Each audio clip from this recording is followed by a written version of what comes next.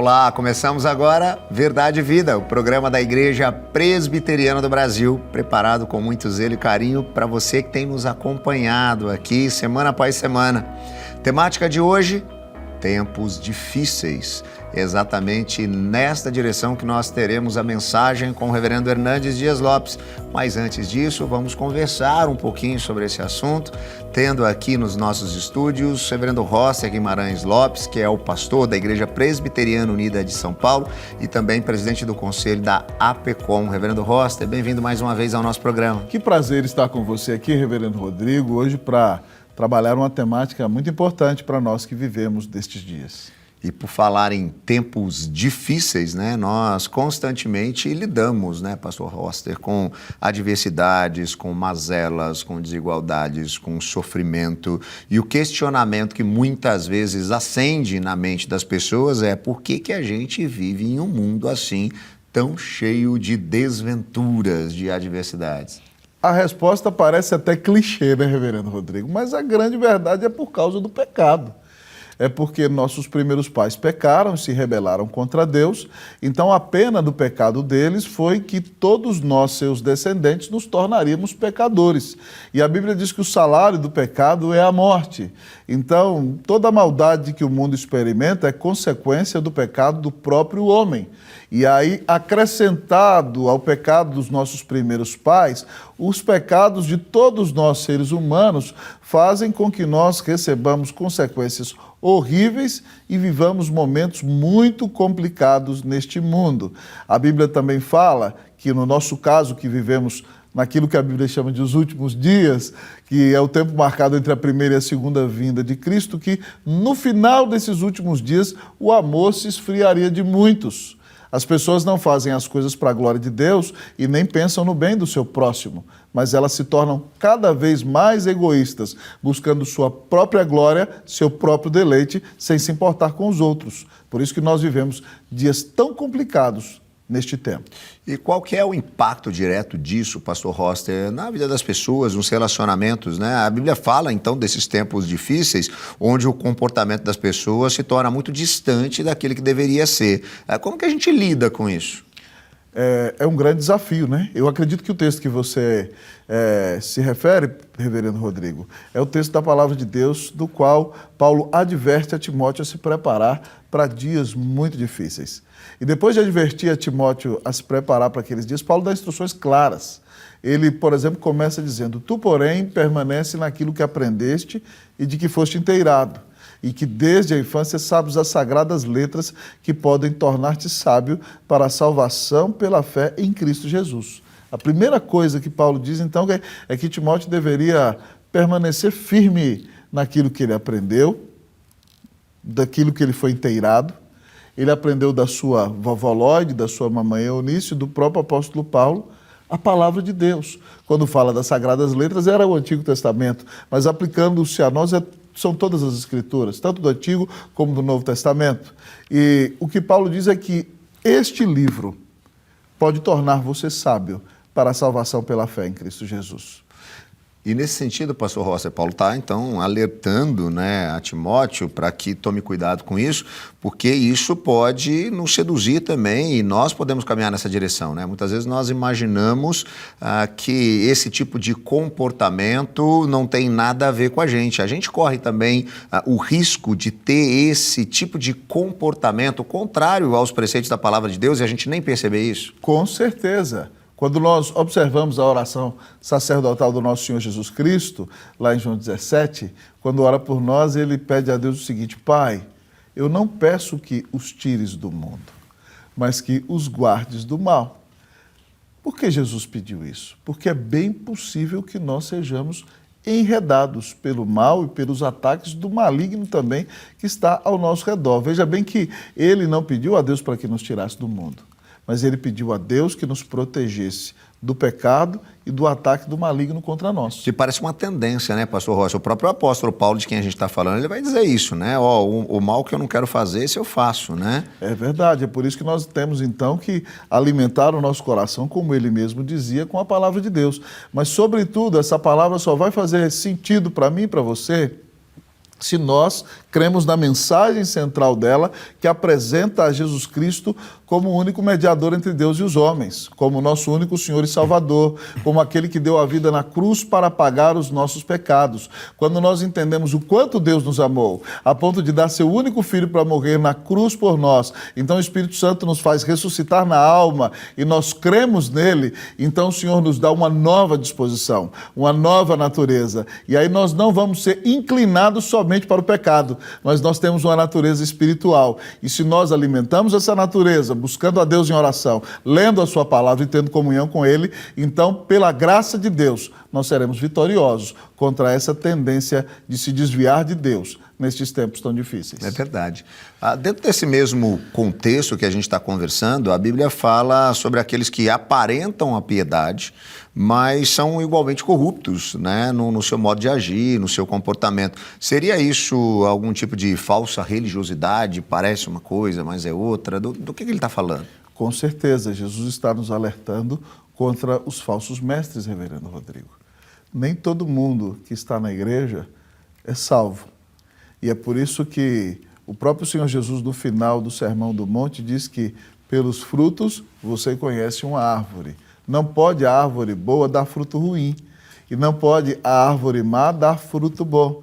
Ele diz que pelos frutos nós seremos conhecidos. Ele chega até a dizer, reverendo Rodrigo, que no último dia alguns dirão para ele: Senhor, em teu nome nós não profetizamos, ou seja, nós não pregamos, nós não expelimos demônios, nós não fizemos milagres. E ele dirá a estes: afastai-vos de mim, malditos todos vós, os que praticais iniquidade. O que significa isso? Que nós somos salvos pelas obras? Não. Nós somos salvos pela graça, mediante a fé.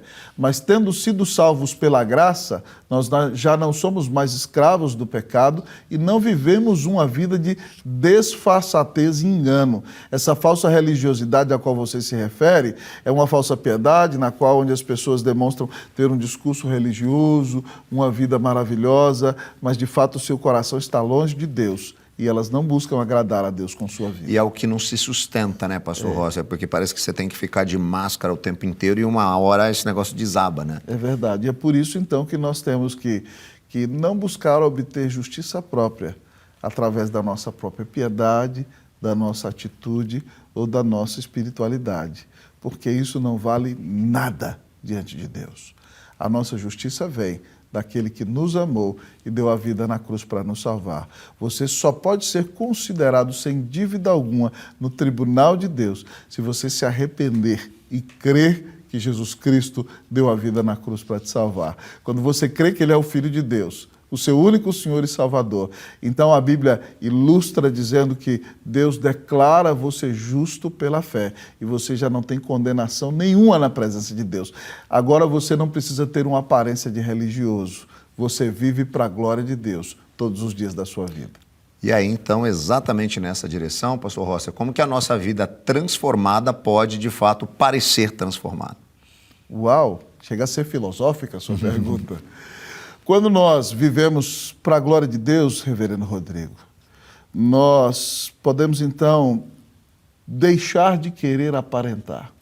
E isso é um grande desafio, porque uma das características do ser humano, depois que ele entra em pecado, é o temor ao homem. Nós queremos agradar as pessoas. Nós queremos ter uma boa imagem diante das pessoas. Eu li um livro maravilhoso uma vez de aconselhamento chamado Quando as Pessoas São Grandes e Deus é Pequeno. Para que nós não sejamos agradadores de homens, nós temos que conhecer a infinitude e a grande majestade do nosso Deus. O grande poder salvador de Cristo Jesus. E o nosso Deus para nós tem que ser maior do que tudo, porque Ele de fato é maior do que tudo. Então, quando nós cremos que o nosso Deus está no trono, que Ele nos amou e deu Cristo na cruz para nos salvar, e que importa agradá-lo, então nós não vamos nos preocupar com a aparência, mas nós vamos ser de fato quem somos, diante da face de Deus e diante da face dos homens. Obviamente, porque somos falhos, uma vez ou outra, podemos tropeçar. Mas agora o pecado já não é uma regra na nossa vida. O pecado é acidente, porque nós, os que cremos em Cristo, somos novas criaturas e redimidos e lavados no sangue do Cordeiro, vamos crescer a cada dia para viver para a glória de Deus. Então, seja autêntico no seu relacionamento com Deus, seja autêntico no seu relacionamento com o próximo, porque você não precisa buscar ser justificado diante dos homens. Cristo já te justificou no tribunal de Deus. Daqui a pouquinho a gente vai poder ouvir, então, a mensagem do reverendo Hernandes Dias Lopes nessa direção.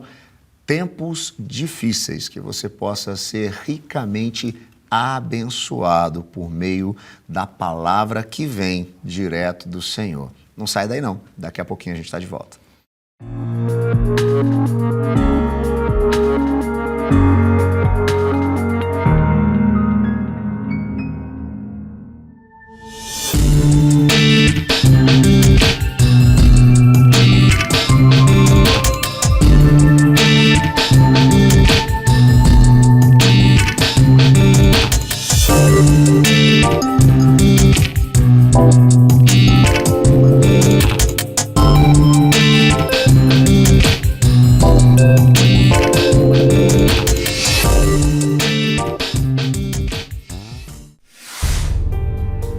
Ansiedade é preocupação exagerada, pressa, angústia, medo. Ansiedade rouba sua alegria, tira sua paz, seu brilho, consome pouco a pouco a sua vida. Vivam sem preocupações na presença de Deus, pois Ele toma conta de vocês.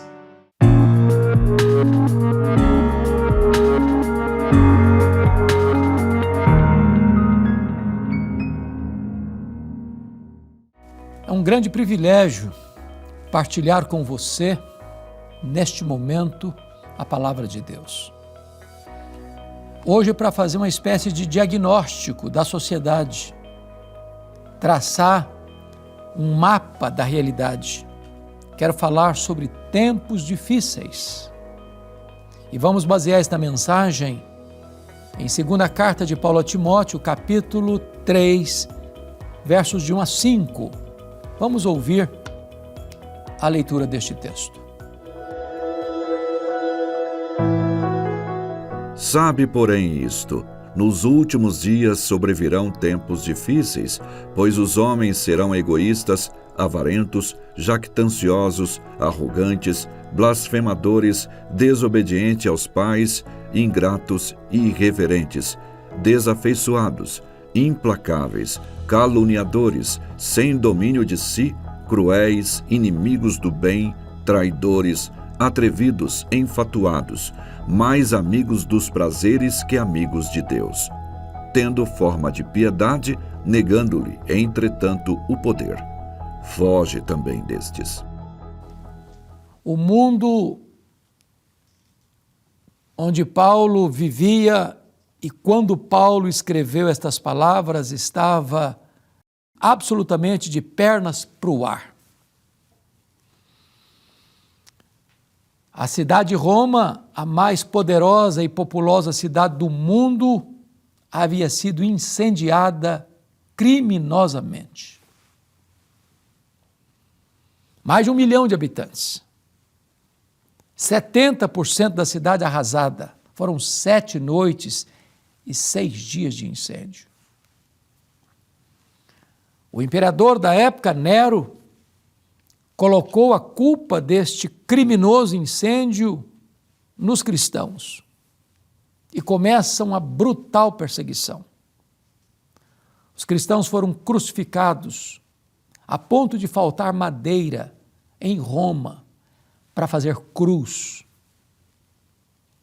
Quando não tinha mais madeira, os cristãos eram amarrados nos postes, cobertos de piche e queimados vivos para iluminar as noites de Roma. Um verdadeiro massacre, uma perseguição brutal contra os cristãos. Naquelas alturas, Paulo era o grande líder do cristianismo no Ocidente. E ele começou a ser procurado, caçado, até que botaram a mão nele. talvez em Trode, na casa de Carpo. Jogaram Paulo na masmorra Mamertina, em Roma, um lugar escuro, insalubre, de onde as pessoas saíam leprosas ou para o martírio.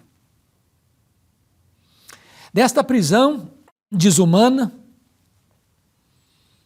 Paulo revela no capítulo 2, verso 9 desta carta, que ele foi preso ali com a acusação, ou sob a acusação de ser um malfeitor, um criminoso, um bandido, o líder dos incendiários. Em virtude disso, ele confessa no capítulo 1, versículo 15, que todos os da Ásia o abandonaram. Gente que o conhecia, que sabia da sua integridade, da sua inocência, mas se acovardaram. No capítulo 1, versículo 8, o próprio Timóteo, seu filho na fé, o destinatário desta carta, estava com vergonha das suas algemas.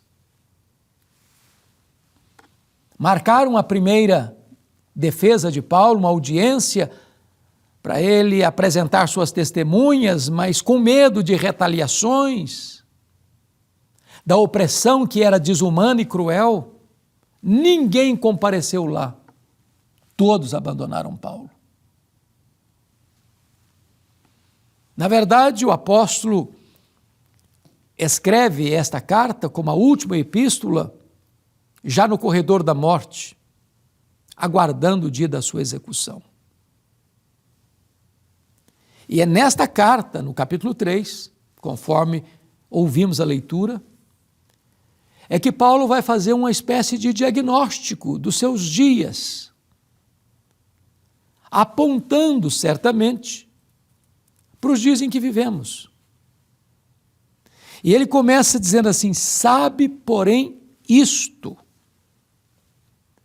Ou seja, há muitas pessoas que parece que não sabem, que vivem cegas, desantenadas, desligadas da realidade, vai deixando a vida levar.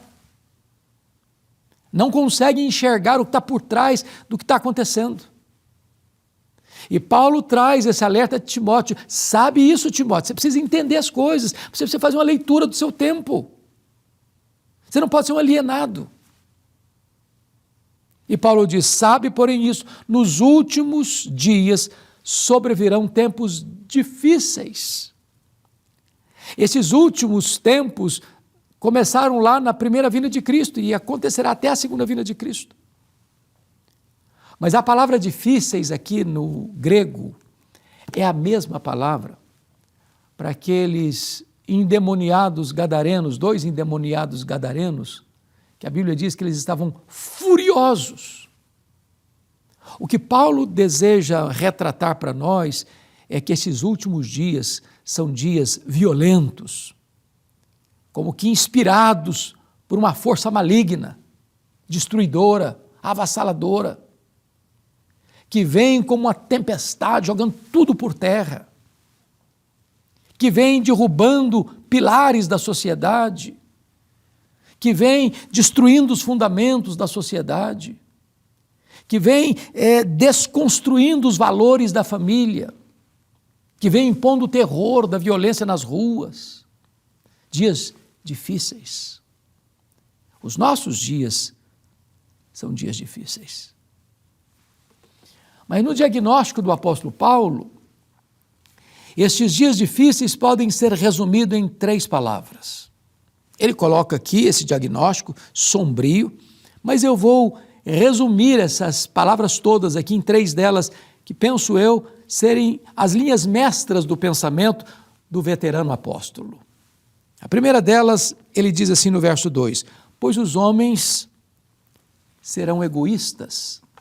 O ponto que eu quero destacar é o seguinte: o mundo está como está, de pernas para o ar, onde não só há uma tolerância ao erro, mas há uma inversão de valores, onde se aplaude o vício e se escarnece da virtude, onde se celebra a cultura da morte e não se defende o valor da vida. onde a família é destruída a olhos vistos e as pessoas acham que isso é um avanço. Onde a sexualidade é coisificada, banalizada, animalizada e acha que isso é o suprassumo das conquistas sociais. Tudo isso está desse jeito porque o amor foi colocado às avessas, está mal direcionado. E ele começa, portanto, aqui, pois os homens serão egoístas. Essa palavra no grego é philautos, vem do amor filia no grego, autos é você mesmo.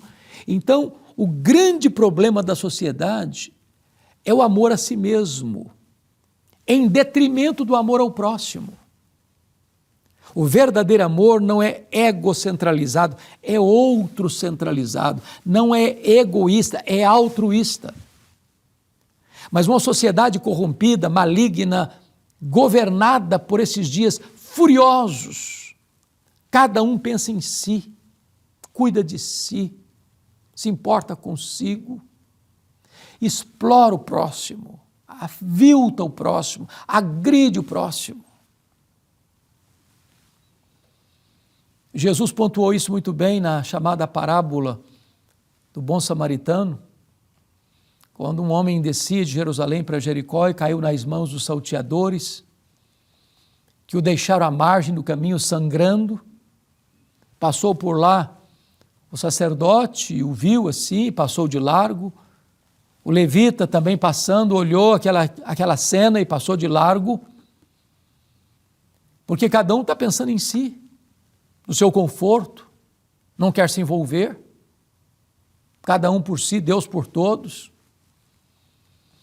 E desta maneira nós vivemos numa sociedade que tantas vezes segue a linha dos salteadores. O que é meu, mas o que é seu vai ser meu também. Ou segue a linha da filosofia do sacerdote e do levita. O que é meu, o que é seu, cada um por si, Deus por todos. Não estou nem aí com o que você está vivendo, sentindo ou sofrendo.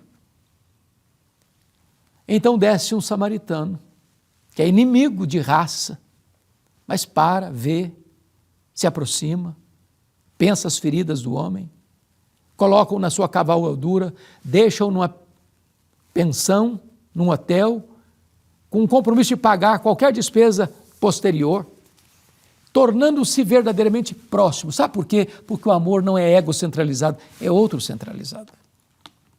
Por que a sociedade está tão corrompida? Segundo lugar, diz Paulo assim, porque os homens serão avarentos. A palavra avarento no grego é philarguros, literalmente, amantes da prata, amantes do dinheiro. O dinheiro é a mola mestra dessa sociedade, onde as pessoas adoram o dinheiro como um deus, mamon. Por dinheiro as pessoas matam, morrem, corrompem, são corrompidas. Por amor ao dinheiro as pessoas vendem a alma para o diabo.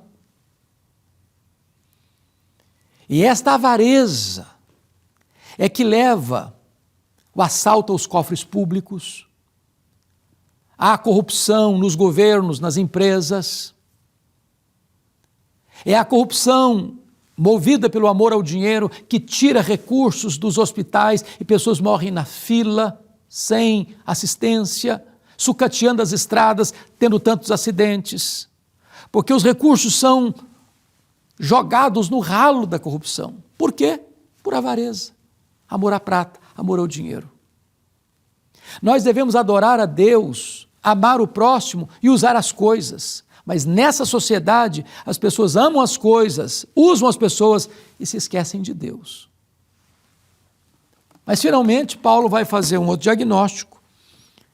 Lá no capítulo 3, versículo 4, dizendo que os homens são mais amigos dos prazeres do que amigos de Deus. E a ideia aqui é de filomenos. É a pessoa que vai amar o prazer, mais do que amar a Deus. E nós estamos vivendo nessa sociedade hedonista, que vive por prazer, que bebe todas as taças dos prazeres, que quer sexo livre, que quer drogas sem criminalização, que aprova o aborto, que aprova a ideologia de gênero, que aprova todas as coisas que estão na contramão da ética, da moralidade, da cultura judaico-cristã, que serviu de pilar central da sociedade. As pessoas querem tudo aquilo que atenda ao reclamo, ao desejo da sua carne, da sua vontade.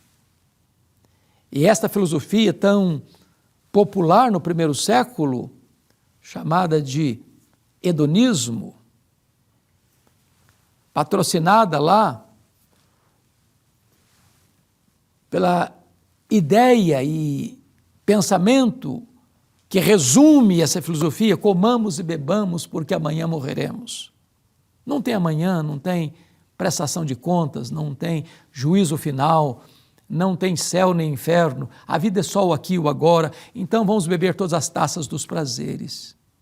Por esta razão, porque os homens amam a si mesmos e não ao próximo, porque os homens amam o dinheiro e não a Deus, porque as pessoas amam mais os prazeres do que a Deus, é que a sociedade está vivendo esse caos, dias difíceis.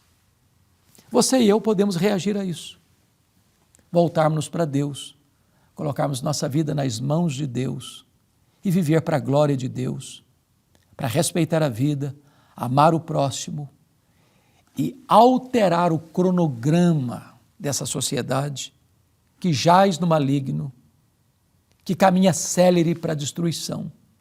Não há outro que possa nos dar esperança, a não ser Jesus Cristo. Eu conclamo você a vir a Cristo, a entregar sua vida para Ele, a viver de modo digno dEle, para ser luz e sal neste mundo tão confuso. Que Deus nos ajude, que Deus tenha misericórdia da nossa vida, da nossa família, da nossa pátria. Vamos orar. Querido Deus, te agradecemos pelo alerta da Tua palavra. Não permita que nos conformemos com este século, que venhamos a ser amigos do mundo, constituindo-nos assim em inimigos Teus. Que possamos, meu Deus, não nos conformarmos a ponto de amar o mundo e as coisas que há no mundo. Guarda o nosso coração do mal. Abençoa as pessoas que estão nos assistindo agora. É a nossa súplica em nome de Jesus. Amém.